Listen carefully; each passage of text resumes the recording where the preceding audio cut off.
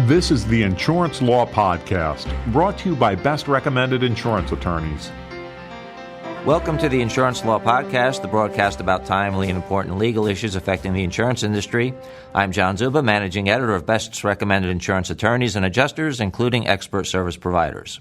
And we're pleased to have with us today Dan Finn, the owner of Finn Financial Group, a structured settlement and specialty income planning firm based in Newport Beach, California. Dan has a master's certificate in structured settlement consulting. He's a past president of the National Structured Settlements Trade Association, has his CPCU designation, and is also a retirement income certified professional. Dan, we're very pleased to have you with us today. Thanks, John. Today we're going to be discussing Dan's recent article that was published for the claims industry entitled Understanding Nonphysical Injury Structured Settlements, Why This Underused Claims Resolution Technique Deserves a Fresh Look. And Dan, let me begin with this question today. Can you define for us a non-physical injury, and how does a structured settlement for this type of claim differ from a traditional structured settlement? Sure, be happy to, John. Non-physical injury structured settlement would be one that doesn't qualify for the preferential tax treatment afforded by the Internal Revenue Code under Section 104A2, which is the basis of the structured settlements industry when it originated. The traditional structured settlements, mechanically, the non-physical injury structured settlements and structured settlements work almost identically, but the tax treatment of the cash flows is where it gets different. Traditional structured settlements have cash flows that are 100% income tax-free, whereas non-physical injury structured settlements pay cash flows that are 100% taxable taxes due in the year of the receipt of the funds. Now, Dan, your article actually gives an excellent summation of the history of structural settlements. It references some ambiguity in the original structured settlement laws that require the industry to modify its approach to handling claims involving non-physical injuries. And can you tell us a little bit about that? Sure. It was an unintentional ambiguity, I should add, that it originated the way it did when structured settlements came into existence in the 70s.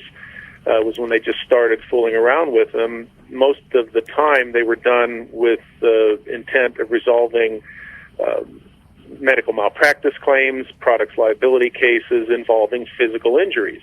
Everybody called personal injuries, when they said personal injuries, they were thinking personal physical injuries, so no need to add the word physical. Well, along the way, as you might expect, once you create a tax code section that gives preferential tax treatment to these types of cases, every practitioner tries to then include, to have every type of case that they file included under the tax-free laws.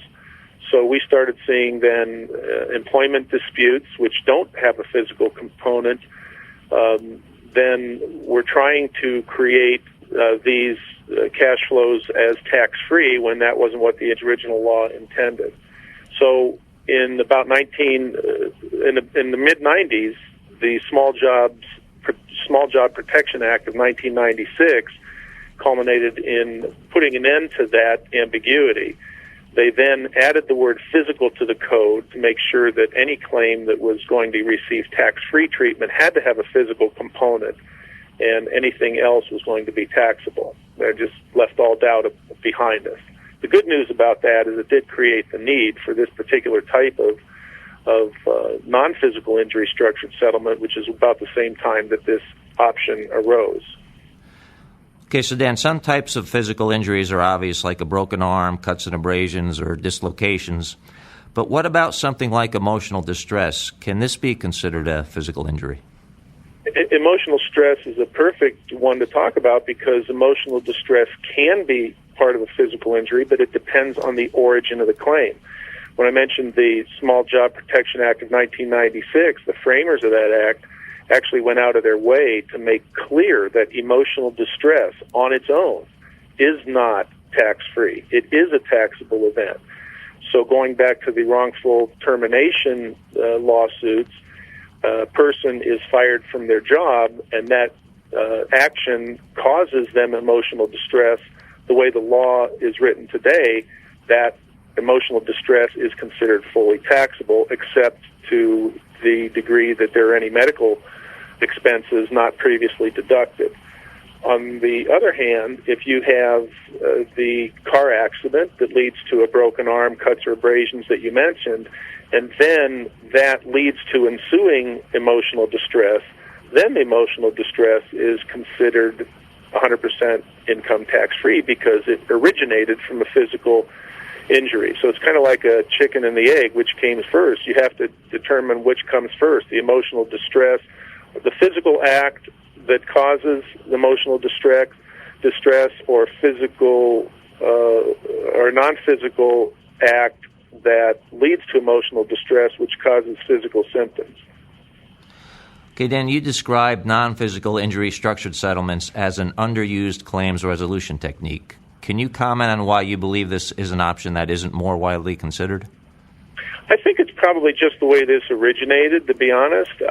Most of the practitioners in the structured settlement world and in the claims departments and the plaintiff bar understand that structured settlements for tax-free claims, the physical injury claims, are used regularly. Every top firm, plaintiff attorney firm I know uses them regularly, as do most every insurance carrier that's out there. But they don't usually think of them on these types of cases, probably because it's still relatively new. You know, we're only 20 years into it. It doesn't seem like it's new, but it's because that distinction was made 20 years ago, and I guess we just haven't caught up to it yet. We just got to do a better job of educating everybody that this is a possibility and something that should be explored. Dan, do you feel the value of a non-physical injured structured settlement is easier or harder to quantify than that of a traditional structured settlement? I think it's much easier. Tax-free money that is paid in cash is fantastic, and tax-free money that is paid in a structured settlement is fantastic as well. What's not to like about it? Guaranteed money, tax-free, safe and secure over time, but cash isn't always a terrible option if you can take 100% of your cash and have it paid tax-free. But a taxable settlement, particularly on larger settlements, you now have an individual who has let's say somebody's in a normal tax bracket of, say, 20 to 30-some%, and now they get a large cash taxable lump sum that might be taxed at 35, 45, even 55% or more in 1 year before next year they go back to their normal tax bracket. That's not, I think it's easier to quantify it by saying, what if we spread this cash out over a number of years, and instead of paying a big lump sum and being taxed like a millionaire in 1 year, let's spread this lump sum out over a number of years and stay in a normal tax bracket. Those are just savings that then go to the individual instead of going unnecessarily to the IRS. By the way, the IRS isn't against this type of thing. They have all types of things in place that promote the tax avoidance, which is very legal and a very sensible strategy that is used on our 401ks and everything else. So this is just an extension of that. It's designed to put more parity into a transaction that could otherwise be considered unfair. Dan, is it accurate to say non-physical injury structured settlement negotiations could result in fair outcomes all the way around for both parties trying to resolve a claims dispute?